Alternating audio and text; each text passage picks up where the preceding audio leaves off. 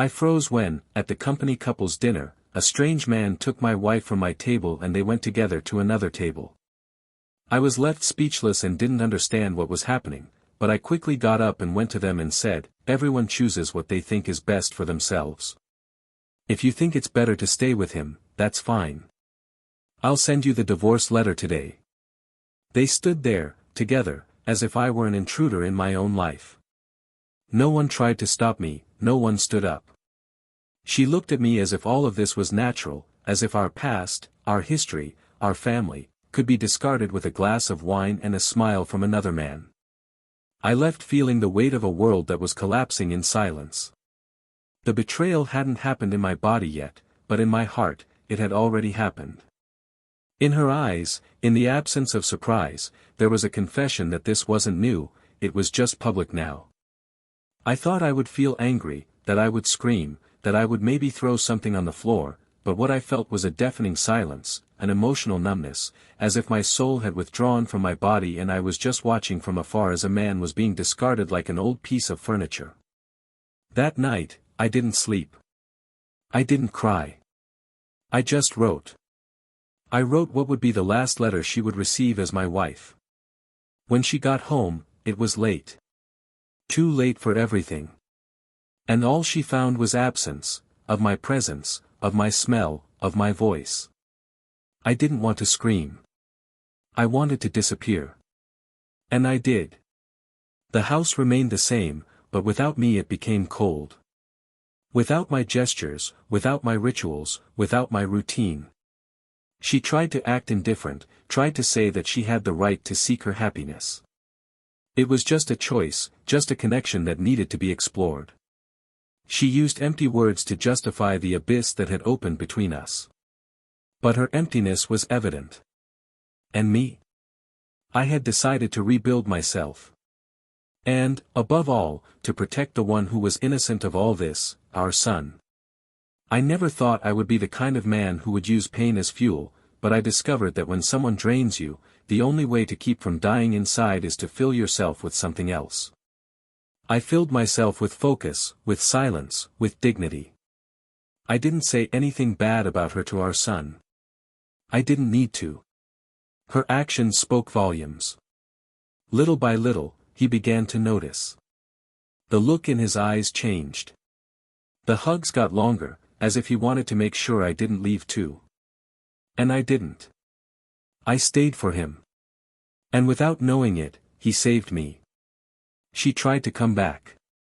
She tried to rebuild the rubble of what she herself had demolished. She knocked on my door with red eyes and a shaky voice, telling me she still loved me. But what she called love was just guilt trying to dress up as longing. "Are you with someone?" she asked, trying to sound casual. I didn't answer. Silence was my answer. Because the truth is that I no longer belonged in that place of pain. I had moved on. And now she was just an unresolved memory in a photo album that I no longer cared to open. Our son began to choose where he wanted to spend more time. And he chose to be with me. Not by imposition, but by affinity. She cried. She begged. But he, with the calm of someone who matured too soon, said, "It's not about punishment, it's about peace. I have more peace here." And that hurt her more than any answer from me. I didn't need to take revenge. Time did that for me. The absence of my voice began to scream inside her. And the absence of our son echoed like a just punishment, a consequence too cruel for someone who thought that love was disposable. She started showing up with gifts, with pathetic attempts to make up for lost time by choosing another bed. She brought games, books, and even tried to get closer to the series he watched. But it was too late. The bond was already broken. His gaze had already been shaped by absence. And what had been a present father became a silent hero. He began to admire me not for what I said, but for what I endured in silence. And that's when I understood, the true victory is not winning back what was betrayed to you, it's being admired by those who saw you fall and saw you get up. There was a day, a few months later, when we ran into each other by chance in a cafe. She was different. tired. Older inside. She tried to make conversation, asked if we could talk. I said no. She tried to smile, but her smile had no meaning. Are you happy? She asked. And for the first time in a long time, I said, yes. But not because I'm over you. I'm happy that I found myself. She looked down. And in that split second, she understood everything. The most curious thing of all was what came next. Something I never imagined. A revelation that would change my way of understanding not only what happened, but why it happened. Something about her, about the man she left with, about what they really meant to each other. Something that perhaps not even she knew completely until it happened. And that would make this whole story even more painful, and at the same time, liberating. Now tell me, are you ready to find out what the real reason behind that betrayal was? Because what seemed like just a selfish gesture one night at dinner was actually the tip of a secret she had been keeping for years, a secret that, when it came to light, destroyed not me, but her. Welcome to the channel. Here, we do not support and never romanticize betrayal.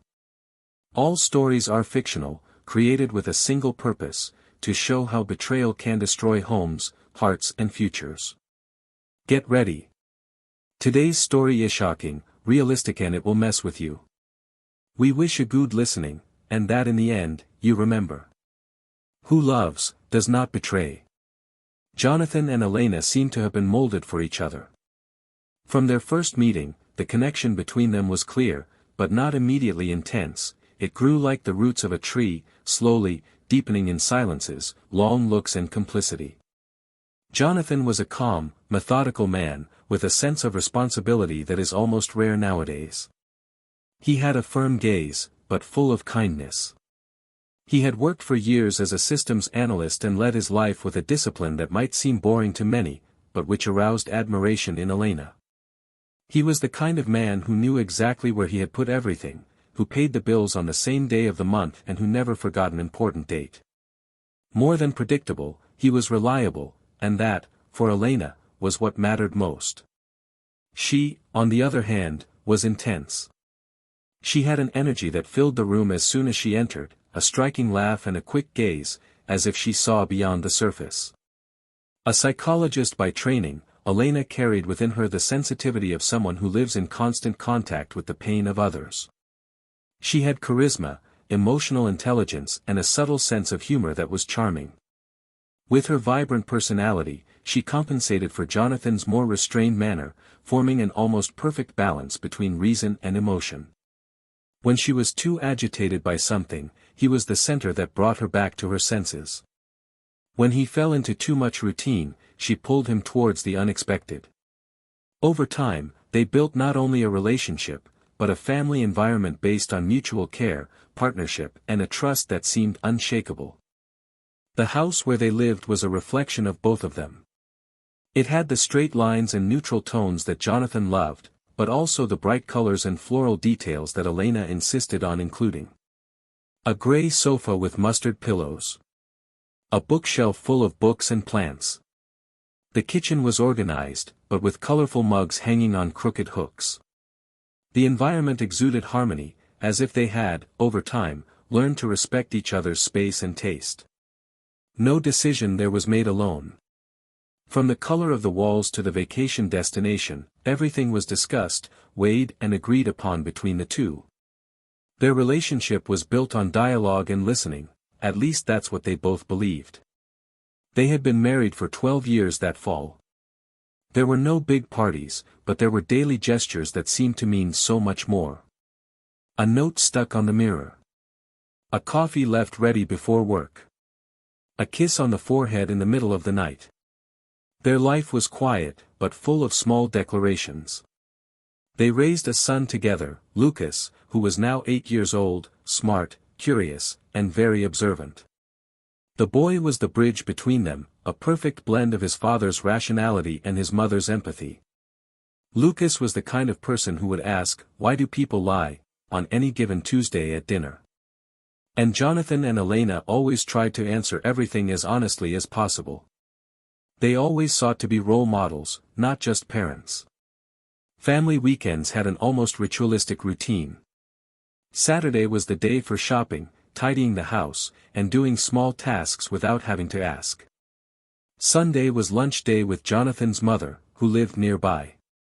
Lucas played with his cousins while Elena chatted with her mother-in-law about recipes and memories from her youth. And Jonathan? He liked to sit on the porch, watching everything from afar, with a cup of coffee and a calm smile on his face. That was his universe. Family was the center. The stability, the pillar. He believed in this with all the conviction a man can have. At work, Jonathan was respected. He wasn't the most outgoing person, but everyone knew they could count on him. He attended important meetings, was consulted on strategic decisions, and although he didn't aspire to high positions, he was often cited as an example of professionalism. Elena was also well regarded in her workplace. Her natural empathy made her a sought-after therapist, especially for women in the process of mourning or separation. This exposed her to stories full of pain, abandonment, and betrayal, which often made her reflect on her own life. She heard confessions every day that involved the destruction of homes, the breaking of promises, and the silent pain of love that doesn't survive. At night, when she got home, she always tried to leave the weight of these stories outside, but she didn't always succeed. Jonathan noticed, even when she said everything was fine. Despite everything, there was something about the last few months that felt different. It wasn't something that was spoken out loud. It was a feeling. A different silence, not a comfortable one, but one that suggested distance. Some conversations began to be briefer. Some dinners were more rushed. Elena seemed more tired. Sometimes distracted. Jonathan, for his part, tried to keep the routine intact. He believed that these moments came and went, that they were just phases of marriage. After all, 12 years didn't go by unscathed. There were ups and downs, and he believed, firmly, that true love could withstand them all. One night, sitting on the couch, Lucas was sleeping in his mother's lap. Jonathan looked at them and felt an almost sacred peace.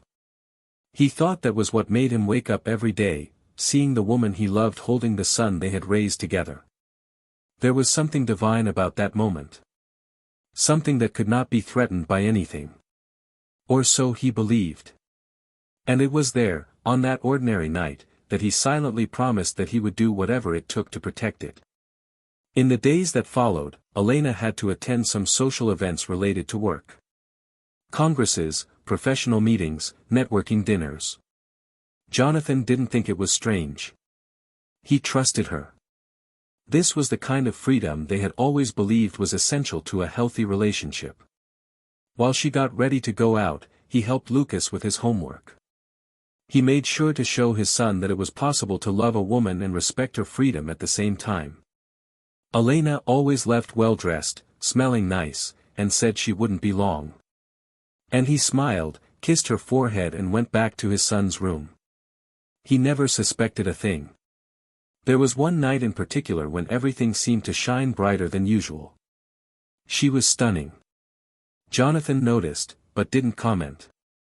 He thought it would be silly to say something cliché. What he didn't know was that that might be the last day he would see Elena like that, getting into the car smiling, with a different sparkle in her eyes. The kind of sparkle he knew well, but now it wasn't for him. In the midst of all this, Lucas continued to grow. With increasingly elaborate questions, with comments that, to Jonathan, sounded like warnings from destiny. "Dad, why do some people disappear from our lives even though we love them?" he asked one day, while drawing. Jonathan smiled, stroked his son's head and said, "Because sometimes, son, people get lost. And they don't always make it back." At that moment, neither father nor son knew how true and prophetic that phrase would become. Their wedding anniversary was coming up. Jonathan had planned something simple but meaningful. A weekend away to a special place, where they had spent their honeymoon. He thought it would rekindle something between them. Not because he thought their love was dying, but because he wanted to remind her, and himself, where it all began. He had the hotel booked, asked for the days off, and was just waiting for the right moment to tell her. Everything would be perfect. Everything was still under control. Looking back, there are always signs that could have been read. Small changes in behavior. Absences disguised as commitments. Smiles that took longer to arrive. But when you truly trust someone, these signs are seen as normal variations in life, not as warnings. Jonathan, true to his nature, interpreted everything as part of the routine. He continued to love. He continued to believe.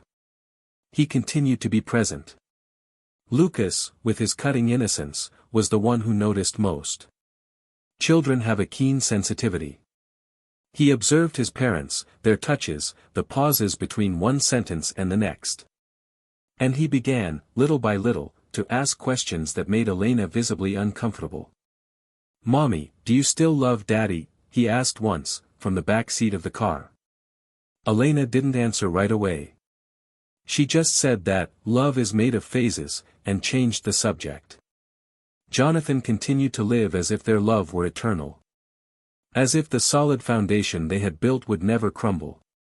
But the foundation was already beginning to bite, invisible to his eyes, but felt between the lines of their conversations, in the time that was becoming scarce, in the glances that no longer met as before. He didn't know it yet, but that stability, which he valued so much, was about to be shaken by a truth that would change everything. And when it all came to light, it wouldn't just be about their marriage. It would be about Lucas's image of his mother. About the loyalty he would choose to carry. About the bonds that, once broken, would never be the same again. But so far, everything seemed normal. Everything seemed safe. Love, for Jonathan, was still a shelter. For Elena, perhaps, just a memory. On that cloudy Monday, Jonathan left for work early, but before closing the door, he took 2 steps back to see his wife sitting at the table, drinking coffee and staring into space with a forgotten cup between her fingers. Elena had seemed distant for weeks, but he never forced conversation. He believed that her silence had more to do with fatigue from work and the exhausting routine of the office than with any other problem. Still, something in him was beginning to feel a strange anxiety, a subtle discomfort, as if a part of his body sensed that something was wrong before his mind even understood it.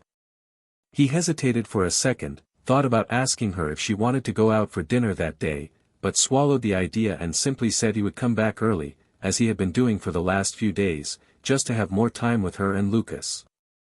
The ride home that night was especially quiet.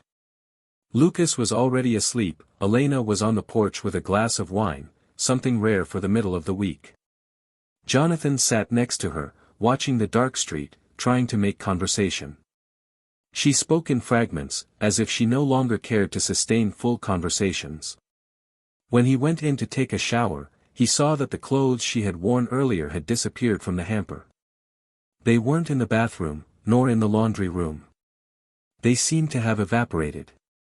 A doubt arose, quick as a flash, but he dismissed it with the same ease with which he usually dismissed insecurities, believing that trust was the basis of everything and that one should not question what one wants to preserve. The following week, Jonathan's company's annual dinner was approaching. It was the kind of social event he preferred to avoid, but Elena always insisted that they go together. It was a night when employee couples were invited, where there were speeches, toasts, and forced smiles between people who saw each other every day under the weight of work. Even though he didn't like it very much, Jonathan always insisted on taking her. This year, however, she was the one who brought up the subject, asking if they had set a date yet. She said with strange enthusiasm that it had been a while since they had gone out to a fancy event, that it would be nice to get dressed up, socialize, and dance a little. He found her sudden interest curious, but he accepted, happy to see her even remotely excited about something. He didn't know that that night would become a turning point. In the days leading up to the event, Elena was overcome by an unusual emotion. She changed her haircut, bought a new dress, got her nails done, and had her skin treated. She said she wanted to feel good, beautiful, and confident.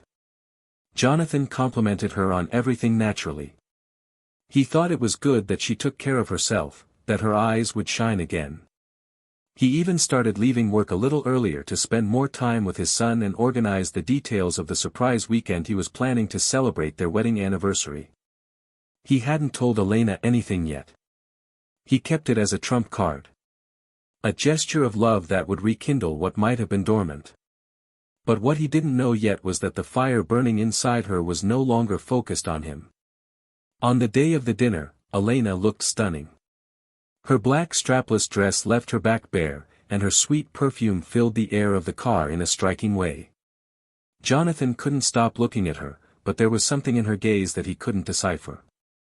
A restlessness, a hurry, as if she were there and somewhere else at the same time. They arrived at the venue and were greeted with formal greetings, polite applause, and bowls being raised around. The room was full, the lighting low, and the ambient sound drowned out the conversations. Instrumental music filled the air, and everything seemed like it had in other years. Everything, until it wasn't anymore. While Jonathan was talking to one of his colleagues from the IT team, Elena seemed bored. She said she was going to the bathroom. He nodded, not noticing anything unusual. 10 minutes passed. 15. 20. When he looked around, he no longer saw her among the women in the drink line, nor at the tables in the back. That was when a subtle movement on the other side of the room caught his attention. A man, whom he didn't know, was approaching a table with Elena at his side. She was holding his arm. They weren't just walking together. They were together. Jonathan blinked a few times, not immediately understanding what he saw. There was no room for doubt. It wasn't a colleague, it wasn't an acquaintance. It was someone too close for that context. And she didn't hide it. When the man led her to a nearby table, laughing with her as if they were a couple, Jonathan felt a knot in his stomach. The music seemed to disappear, the sound of voices dissolved, and all he could see was that indecent theater happening in front of everyone. With firm but controlled steps, he crossed the room to where they were. He arrived without saying a word. Elena saw him and hesitated. The man next to her maintained his posture. Jonathan leaned forward slightly and said, in a low but cutting voice, that each person chooses what they think is best for themselves, and if she thought it was better to be there with that man, that was fine, because he would send the divorce letter that very night. He turned and left, without waiting for an answer. That night, Jonathan didn't come home. He spent hours walking the streets, trying to process the image that now stuck in his mind like an indelible stain. Elena had betrayed not only their marriage. She had betrayed the history, the trust, the life they had built together. And she had done it publicly. Deliberately. In front of colleagues, acquaintances, as if she no longer considered him a part of anything. What destroyed him most was not the act itself, it was the silent contempt, the ease with which she replaced him with another. And that was when something broke. Something that could never be repaired. The next day, he didn't answer any calls or texts. He spent the entire morning at his sister's house without saying a word. Lucas was with his grandmother, like he was every weekend, and Jonathan still didn't know how he would deal with it when he got back. Late in the afternoon, he went home. Elena wasn't there. There was a note on the table saying they needed to talk. But he didn't want to talk. He wanted distance. He got on his computer, wrote a simple separation petition, and sent it to the lawyer who handled the family's affairs. Late that night, he sent the digital notification to her email. When Elena arrived a few hours later, she found the house dark. Jonathan was in his son's room, lying next to Lucas, who was fast asleep. When he saw her enter the room, he just stared at her for a few seconds and said there was nothing more to say. She tried to argue, to say that it was more complex than it seemed, that things weren't that simple. But Jonathan wouldn't listen. He asked her to leave, to respect that moment with her son, and that later she could get her things and decide where she would stay. She left without arguing, but before closing the door, she said something that would echo in the following days. She said that one day he would understand her reasons. That there were things he didn't know. Jonathan didn't answer. He was tired of words. tired of trying to make sense of what was already beyond comprehension. The following days were filled with silence, averted glances, and tense footsteps through the hallways of the house. Lucas began to understand. He asked where his mother slept, why they were so far apart. Jonathan, with the patience of a father who was falling apart inside, said that sometimes adults need time to think. But Lucas, as smart as ever, understood the gestures. He began to grow even closer to his father. He wanted to sleep next to him, hold his hand, listen to stories. Jonathan did everything for him. Everything. Then one Sunday afternoon, Lucas came into the room and asked, with the typical frankness of children, if his mother had done something wrong.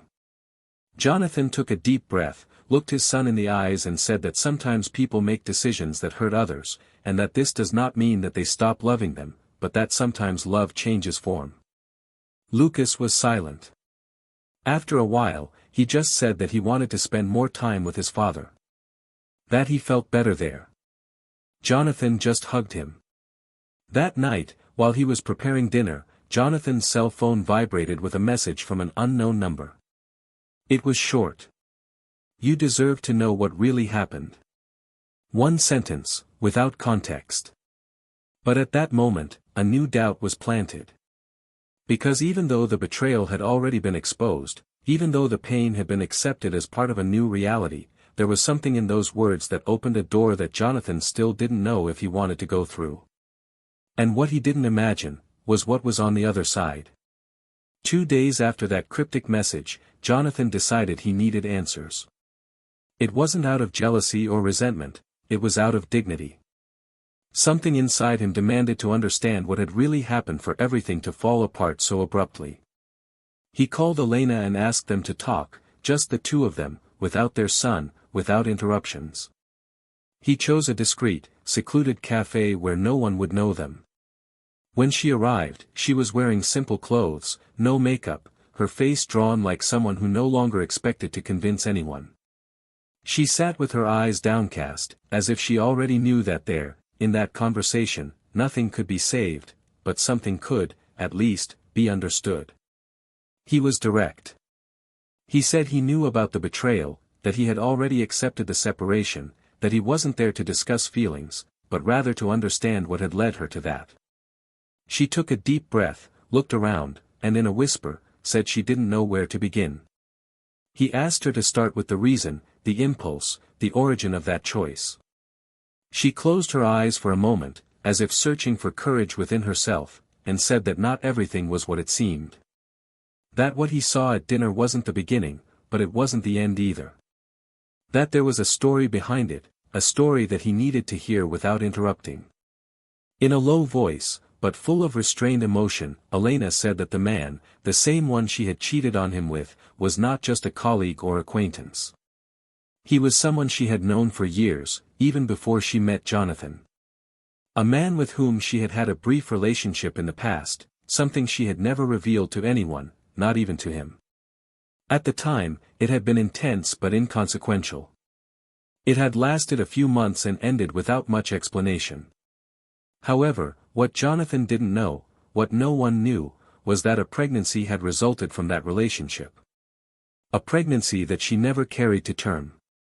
She revealed, with tears in her eyes and a trembling voice, that she had gotten pregnant by that man shortly before meeting him, but she had kept it a secret.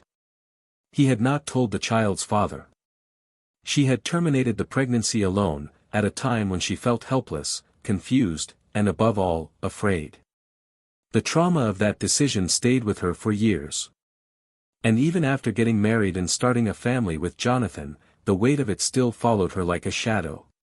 She said she had tried to bury the past, that the love for the son she had with Jonathan helped her move on, but that she had never truly been able to erase that part of her life. Until the day she met him again. Jonathan, who had been motionless until then, felt his hands sweat. It wasn't just the betrayal that was destroying him now, but the realization that he had lived his entire life with someone who hid such a fundamental part of himself. Elena continued. He said that their reunion had not been planned. That he had shown up at a lecture, by chance, and that when she saw him, something inside her had collapsed. A whirlwind of emotions invaded her. Not just desire, but guilt, remorse, longing for something that had never been.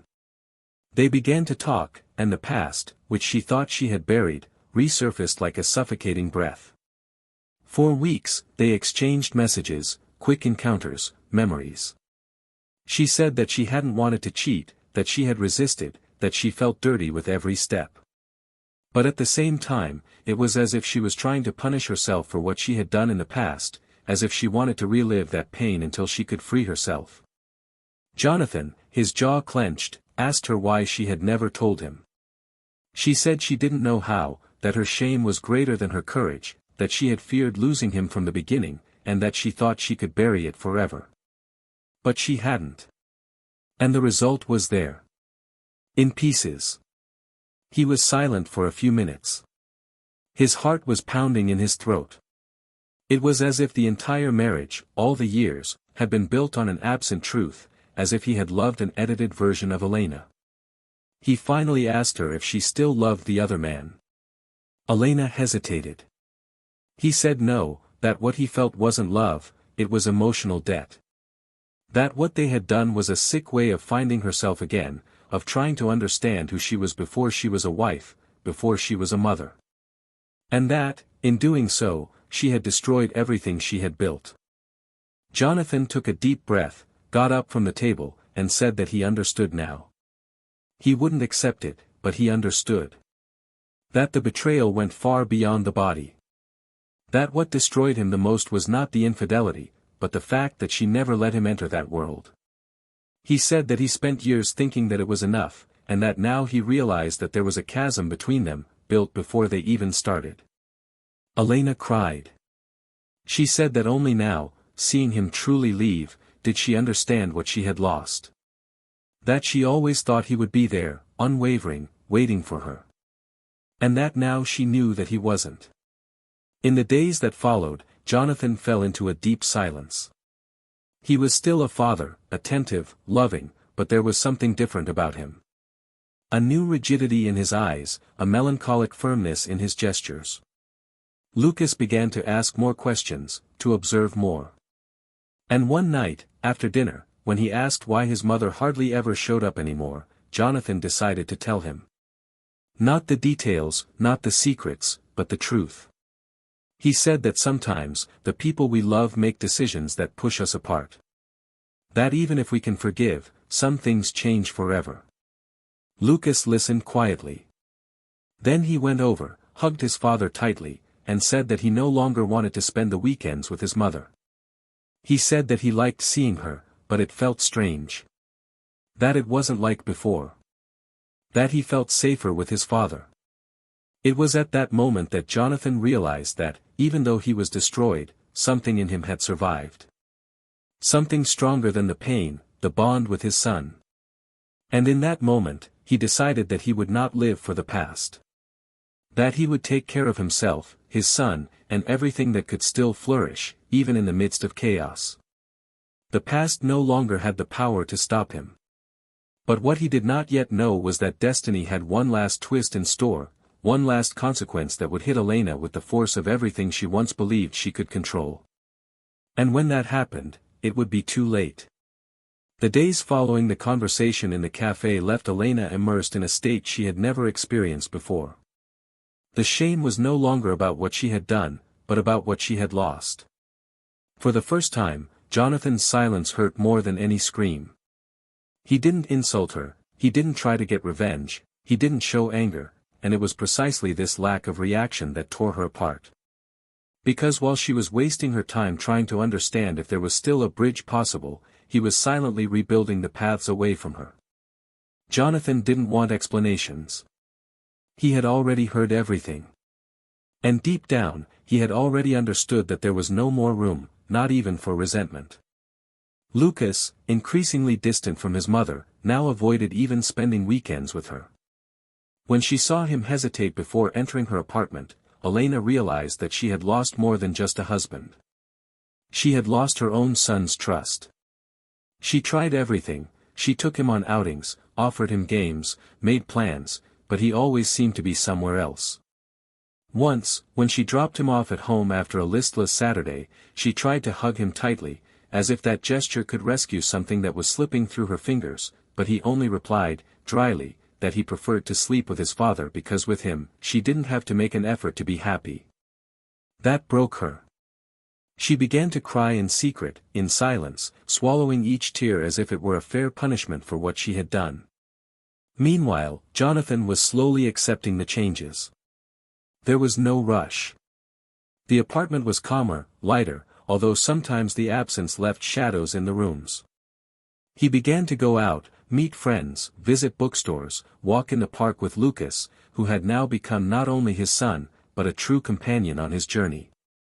They talked more than before, played together, watched movies, and prepared meals that ended with spontaneous laughter and flour on the kitchen floor. It was a new kind of happiness, simpler, more sincere, built not on what had been lost, but on what could still be created. What Jonathan didn't expect, however, was to meet someone from his past. One Sunday morning, when he took Lucas to a drawing workshop, he ran into Isabel, a childhood friend he hadn't seen in years. She was the mother of one of the girls in the class, and when she recognized Jonathan, she smiled with the kind of genuine affection that doesn't fade with time. They talked for several minutes, and everything flowed with a lightness he no longer remembered existed. There was no tension, no invasive questions. Just the reunion of two souls who had once walked together and now found themselves in a new time. In the days that followed, they continued to see each other casually, and chance, always disguised as coincidence, created bonds that soon seemed inevitable. Isabel had a gentle strength, a way of looking at things that demanded nothing, just being present. She had been a widow for 5 years, and like Jonathan, she had learned to rebuild herself in silence. With her by his side, he didn't need to explain what hurt, because she understood with her eyes. She didn't ask about the past, she just offered her presence in the present. And Lucas, almost instantly, developed an affection for her. He liked to talk, laugh, and he felt that there was a real woman there, without disguises. Jonathan didn't plan anything, but he began to realize that life was, little by little, leading him back to the light. Not that intense and euphoric light, but a soft, welcoming illumination, like the dawn of a new day. Elena found out about the reunion when Lucas innocently mentioned a walk in the park with his father's friend. He didn't say her name, but the description was enough. At first, she didn't react. She thought it was something casual. But when, 2 weeks later, she saw a photo of Isabel with Jonathan on a social media account belonging to a mutual friend, she felt the ground slip away from her. It wasn't jealousy, it was loss. That woman represented everything she could no longer be: transparent, trustworthy, and most importantly, respected. And there, in front of that image, she understood that she had been replaced. Not in appearance, nor in function, but in essence. Driven by an impulse that not even she understood, Elena decided to look for him. She called a few times. No answer. She sent a message asking for just 5 minutes, face to face. She said it wasn't about getting back together, or arguing. It was just a need to talk. Jonathan hesitated. But he accepted. They arranged to meet on a bench in the square where they had taken Lucas to play so many times. She arrived first, sitting, restless, and when he approached, her heart raced. He was different. More calm, more steady, as if he had finally found himself again. She began by saying that she wasn't there to win anything back. That she knew she had crossed boundaries that could not be undone. But that she needed to ask for forgiveness. Not for what she had done, because that wouldn't change anything, but for the way she had done it. She said that she now understood the value of the little things she had ignored.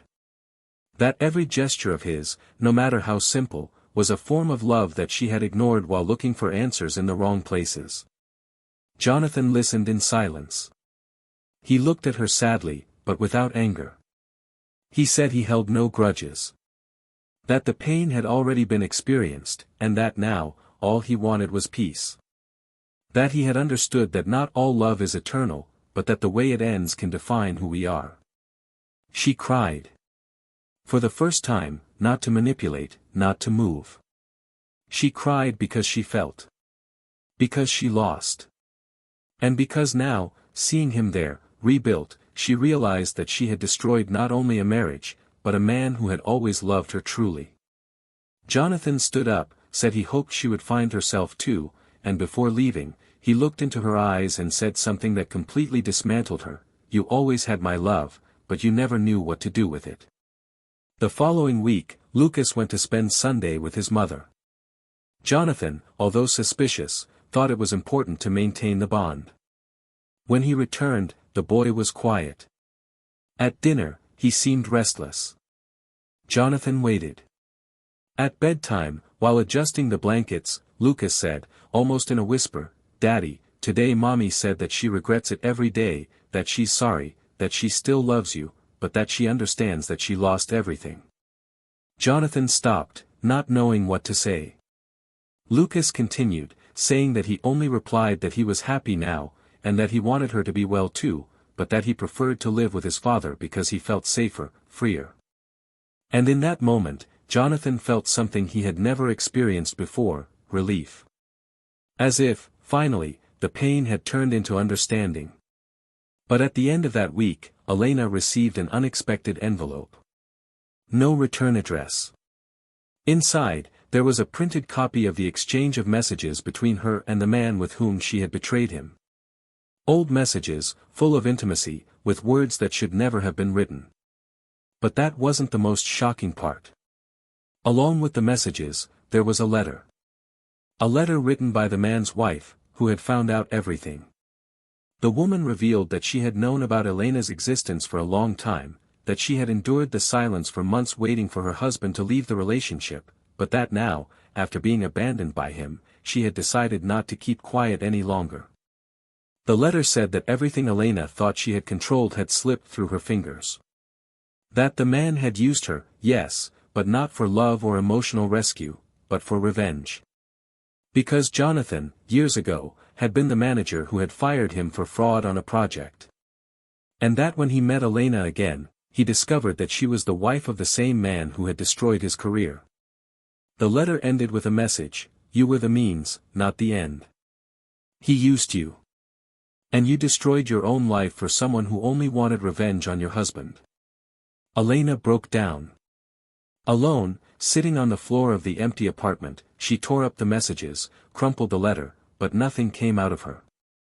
The shame was unbearable. Because now, what hurt wasn't just what she had lost, it was realizing that she had been just a pawn in a bigger game, that she had betrayed him for a reason that wasn't even hers, that she had hurt the one who loved her the most for someone who had never seen her as a person. The irony was too cruel to bear. Meanwhile, Jonathan was preparing dinner with Isabel and Lucas. The table was simple, but there were soft lights, background music, and light laughter. It was a new home being built. Not on the ruins of the previous one, but on the hardest lesson one can learn, that some losses are actually salvation in disguise. And although the past still knocked on the door from time to time, it was no longer allowed to enter. Elena spent the next 2 weeks in absolute silence, as if words had become too dangerous to say, as if each sound she made could reveal even more about a truth that had already exploded in her chest and could not be held back. She slept little, ate almost nothing, and felt her body sink into the mattress as if every muscle screamed with an unending guilt. The letter from her betrayed wife burned in her mind like a cruel testament to her own naivety. Everything she thought she was experiencing as redemption or a reunion with a lost past was nothing more than a meticulous setup, and now the humiliation was complete. Not only had she betrayed the most honest husband she had ever known, not only had she driven her own son away with her own mistakes, but she had done all of this for a man who did not even see her as a person, only as an instrument of revenge. The weight of this realization left her stunned, groundless, unable to even look at her own reflection in the mirror. She thought about writing to Jonathan, trying to organize the words in her head, but everything seemed fragile, insufficient. She knew that, after all this, there was no room for justifications. What she wanted, more than to be forgiven, was just to be heard. She wanted to say that she regretted every bad decision she had made, that she now understood the extent of the hurt she had caused, but she also felt that any approach would be a new violence, for him, for her son, and even for herself. Jonathan, on the other hand, had found a point of peace that she had never believed would be possible. The afternoons with Lucas were filled with simple rituals: cooking, studying, playing in the backyard, planting small seedlings in the recently renovated garden. Living with Isabel was peaceful, without pressure. She respected his time, understood his pauses, and offered company without demands. It was as if, after so much noise, she had finally found someone capable of living in silence by her side, without demanding a translation for everything that still hurt. Even so, there were dilemmas. Not everything was as simple as starting over. There were open scars, especially on Lucas, who now showed maturity beyond his years. He began to ask questions about forgiveness, about why some people distanced themselves from others, about whether it was possible to love someone who had made a mistake. Jonathan answered as best he could, honestly, but carefully so as not to poison the boy with resentment. He knew that his pain had another form, more diffuse, more silent. It was a pain that arose from the conflict between unconditional love for a mother and the feeling of betrayal for what she had done. One day, during a school activity, Lucas drew his own family. 3 figures. Himself, his father, and a woman with fair hair who was not Elena. When the teacher asked who it was, he simply replied that it was someone who doesn't hurt Daddy. The phrase came to Jonathan like a gentle stab. It hurt because of its sincerity. It hurt because I understood how much Lucas still carried the confusion of that breakup, how much it all still echoed even in the simplest routines. Elena found out about the drawing through a friend from school who had met her by chance at the supermarket. That little piece of information devastated her more than any letter. It wasn't just losing her place as a wife. It was losing her place of reference, her safe haven. And knowing that her son already associated affection with her absence was like a punishment that didn't need words. She tried to get closer to Lucas more often, sending messages, calling more regularly, offering to help with his schoolwork, but he responded curtly and politely, like someone who was just following an emotional protocol. Jonathan, although he wanted to preserve the bond between mother and son, didn't force anyone to get closer. He had learned, in the last few months, that some relationships need to learn to grow on their own, without being pushed. And that forcing a reunion could drive people apart more than it could bring them together.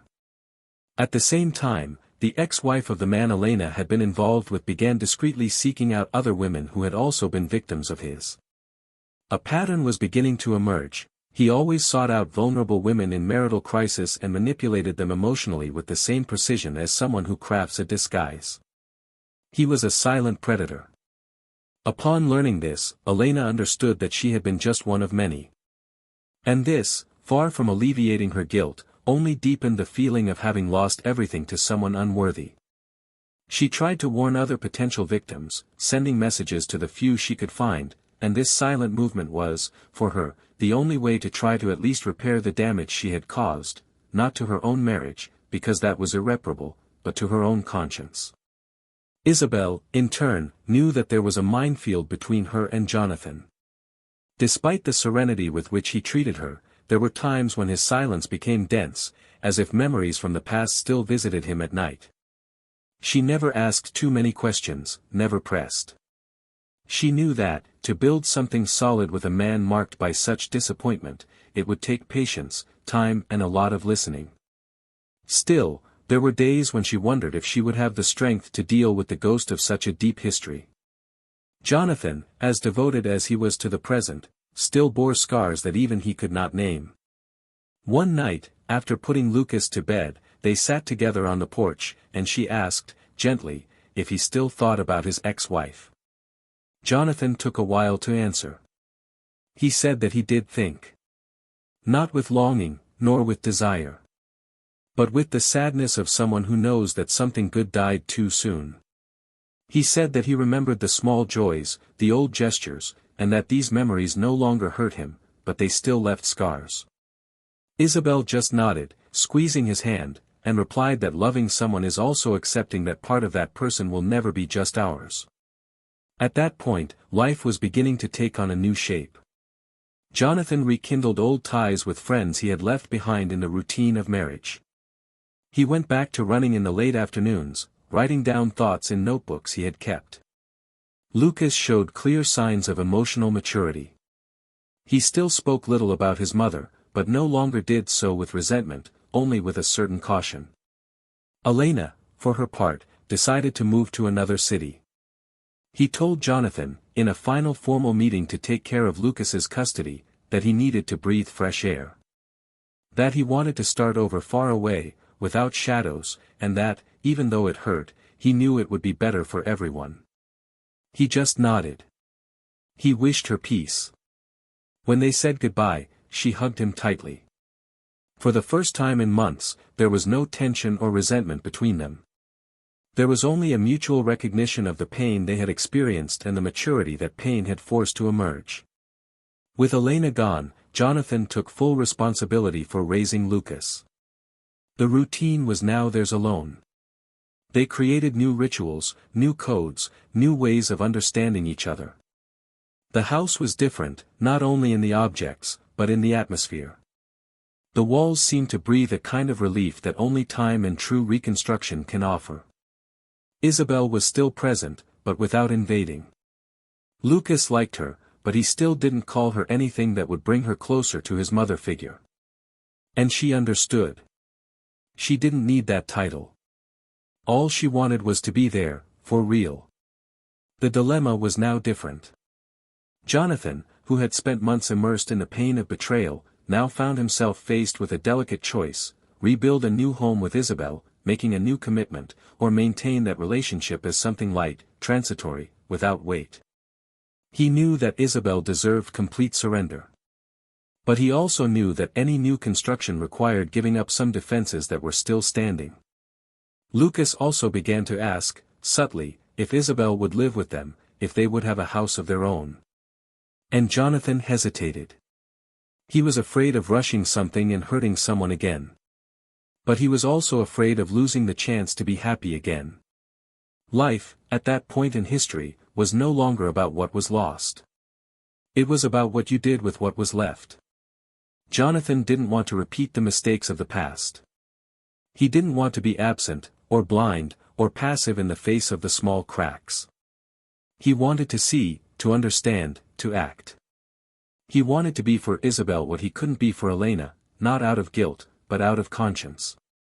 And as she prepared dinner on a Friday night, with Lucas helping to chop vegetables and Isabel arriving with a bottle of wine, she felt something different. A rare, almost forgotten feeling. Something like happiness, but deeper. A kind of serenity that only comes after everything that could be destroyed has been. At that moment, without anyone saying anything, something was defined. And what would come next would depend only on conscious choices, firm steps, words spoken at the right time. The story did not end there. But, finally, it was beginning to take on a new meaning. The morning after a quiet dinner with Isabel and Lucas, Jonathan woke up earlier than usual. The sun was streaming through the cracks in the window with a softness that had not been common in the previous weeks. He lay there for a few minutes, listening to the sounds of the house alive, Lucas's light footsteps in the living room, the clink of cutlery being set aside for coffee, and the soft music coming from Isabel's cell phone as she organized the ingredients for the bread she had learned to make and now loved to repeat on the weekends. It was as if that house, after so many silent storms, had learned to breathe again. But inside Jonathan there was still an unresolved issue, a hesitation that insisted on settling in the spaces of calm.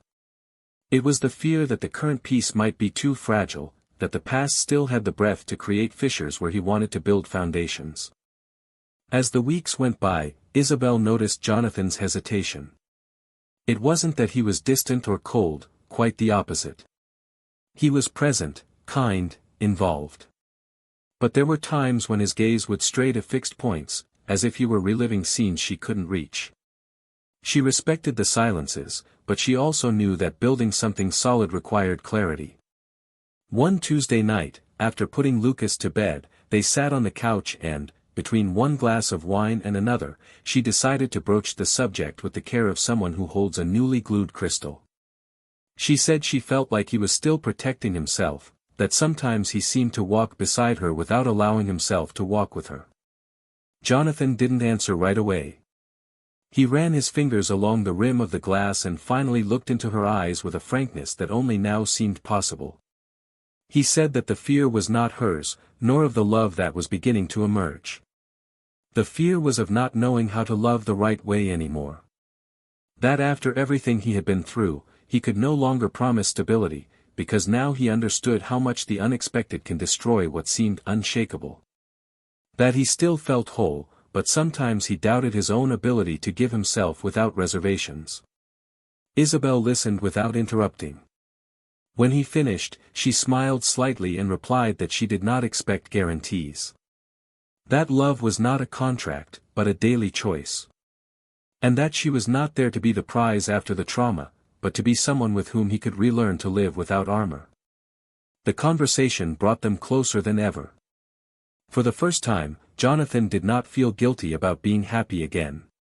He only felt a calm relief, as if a peace had finally found its place. Meanwhile, Elena was starting her new life far away.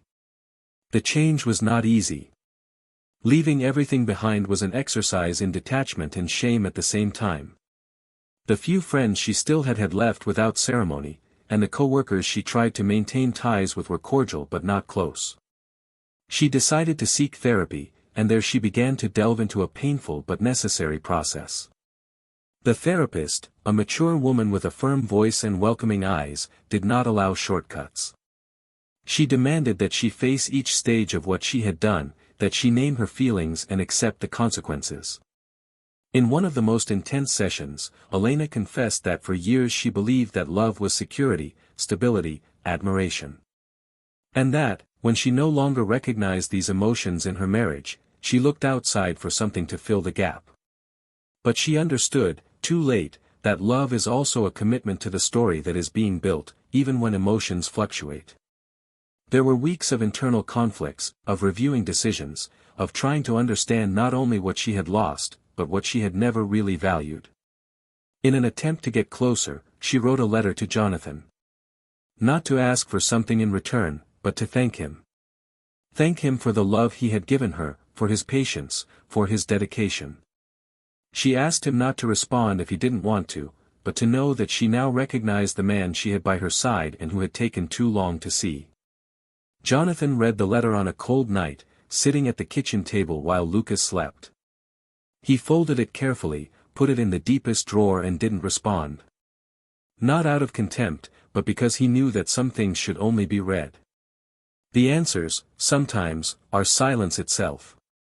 As the end of the year approached, Lucas began to prepare for the school's closing performance. Jonathan, as always, was present, participating in rehearsals, helping with costumes, practicing lines. Isabel, increasingly involved, insisted on being there to support him, but without taking up space that didn't belong to her. At one of the meetings, Lucas asked his father to talk to the school about a special request. He wanted to dedicate his closing speech to the person who taught him that love is not giving up on someone, even when everything seems wrong. Jonathan was silent for a moment, emotional but surprised. He asked if he was talking about Isabel, and the boy answered no. That he was talking about him. About the father who didn't hide his pain, who didn't lie to spare him, but who also never let him get lost. The sentence broke him. A few days later, Jonathan was called to school for an extraordinary meeting.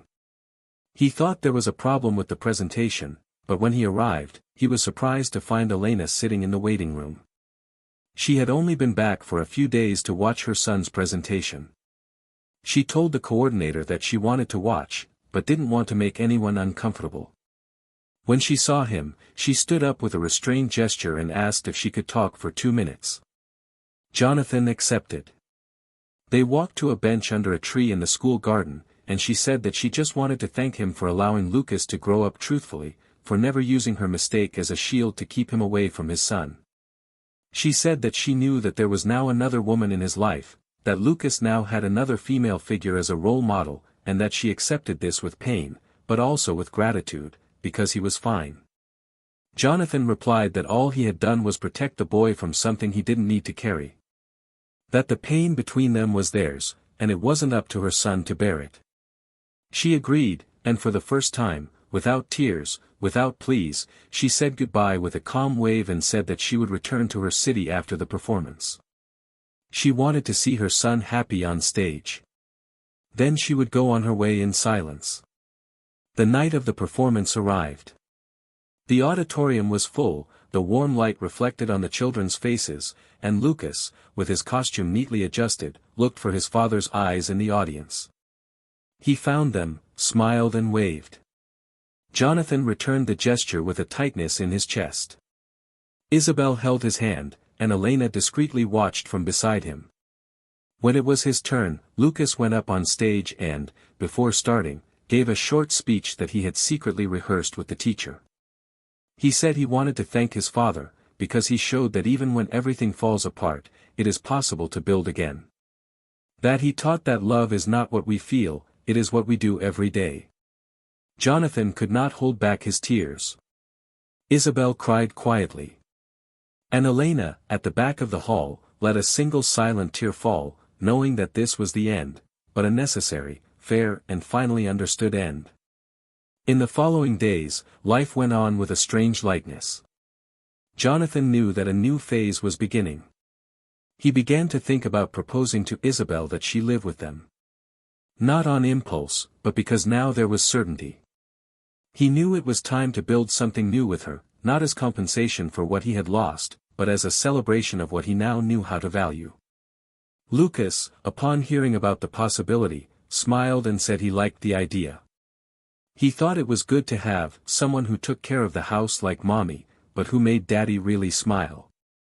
Isabel, when invited, responded with a silent hug. She didn't need any promises. She just accepted. Elena, now in another city, finally felt a different kind of peace. It wasn't happiness, but it was the absence of chaos. She began to return to her studies, thought about teaching, and every now and then she would receive a call from Lucas. The conversations were still short, but less cold. There was a beginning there. And that was enough. Because now she knew that new beginnings aren't always sweet, but they can be true. And that loving someone sometimes means letting them go, so they can live the life they deserve to live. The story was moving, without fanfare, towards its final chapter. But what was yet to come would forever leave a trail of reflection in each of those involved. Because some stories end in silence.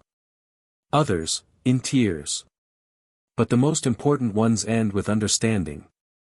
And a door half open to the future. Months had passed since the end-of-year presentation, and life, like a river learning to flow around rocks, continued on its course. Jonathan and Isabel had finally decided to unite their routines in the same space. It was a large, bright apartment, with windows that let the sun in the morning and welcomed the silence of peaceful nights. The change was made gradually, without rushing, respecting each other's limits, but with the firmness of someone who knows what they want. Lucas adapted naturally. He liked the lightness that Isabel brought to his days, the way she knew how to respect his moments with his father and still be present.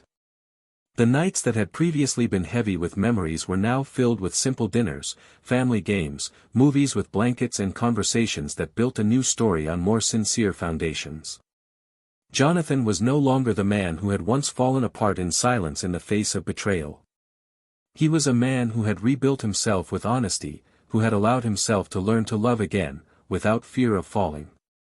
His gaze was no longer suspicious, it was firm. His speech was no longer restrained, it was full. He had become not only a more present father, but a more complete man. Isabel, in turn, found in Jonathan something she had never found before, not even in her late husband. A true, mature partnership, built without haste. She did not carry the burden of being a patchwork of his past, because Jonathan had never treated her that way. There was a relationship of respect between them that did not require daily tests, because they both knew who they were. In the small gestures, in the coffee left by the bed, in the way they shared the care of Lucas, in the glances exchanged in the midst of the chaos of routine, there was the certainty that they were exactly where they were supposed to be. Isabel did not want replacements, she did not want titles, she just wanted peace. And it was this simplicity that made her be loved with a new intensity. For the first time, she felt chosen not because there were no other options, but because she deserved it. Lucas was growing up fast. He was no longer the boy who drew families with blurred silhouettes. Now, his features were more defined, his questions deeper, his sensitivity more refined. He didn't forget his mother, nor did he avoid the subject. But he spoke about her with a maturity that few adults have. He said he understood that she had made a mistake, but that the most important thing was that he was fine now. He kept in touch with Elena sporadically, they spoke on video calls and exchanged messages.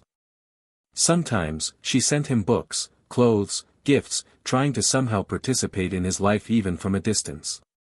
And he accepted it, without coldness, but also without the need to fill it. Because there was no longer any emptiness. Jonathan had become his haven. Isabel, his constant affection. And deep down, Lucas knew that some losses don't hurt forever, if we have people around us who know how to accept us as we are. Elena, after her last visit to introduce her son, decided not to return to her old city. She understood that that chapter of her life was over and that her presence there could be more of a hindrance than a help. In her new city, she began teaching literature at a state school. She used the little she had to start over. Her routine was simple, she woke up early, read a lot, and wrote letters that she never sent. Sometimes, when she returned home after an exhausting day, she would spend hours staring at the ceiling, trying to understand how her life had changed so much in such a short time. There were no more luxuries, no expensive dinners, or the comfort of a house full of voices.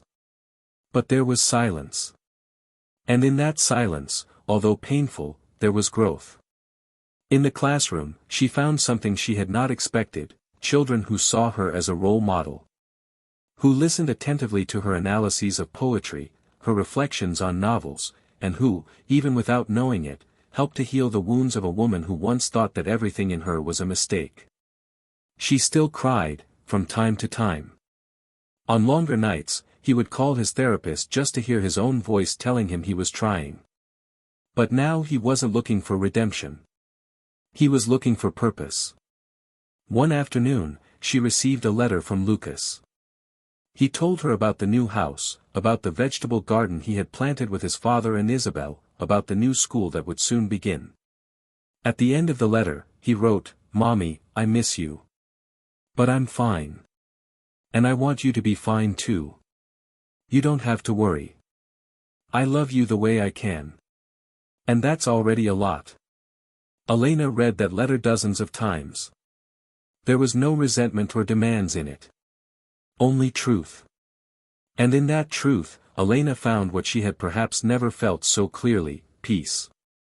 She put the letter in a blue envelope, put it in a box with a few other memories, and closed it. She smiled to herself.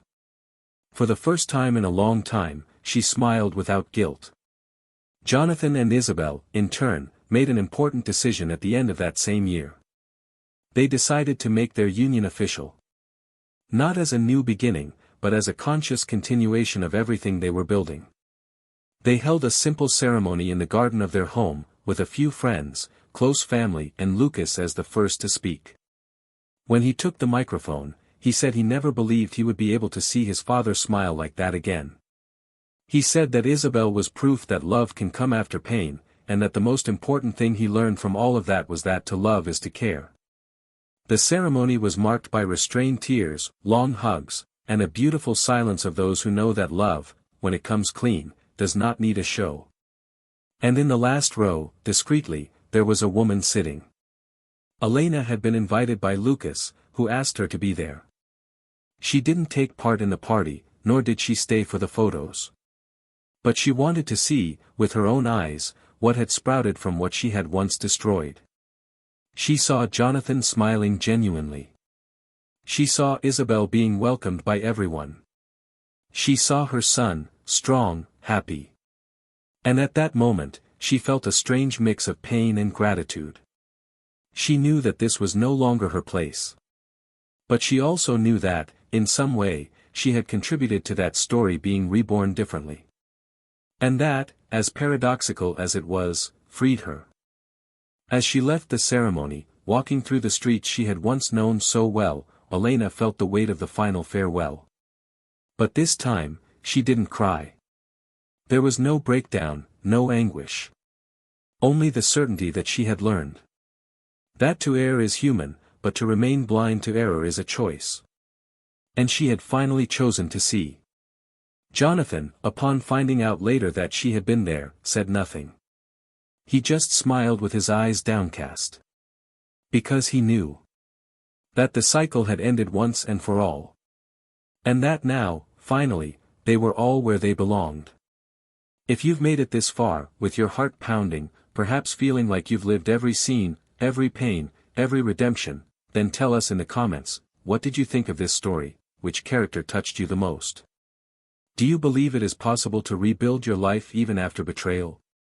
Subscribe to the channel now and turn on notifications to follow other stories intense, real and exciting like this.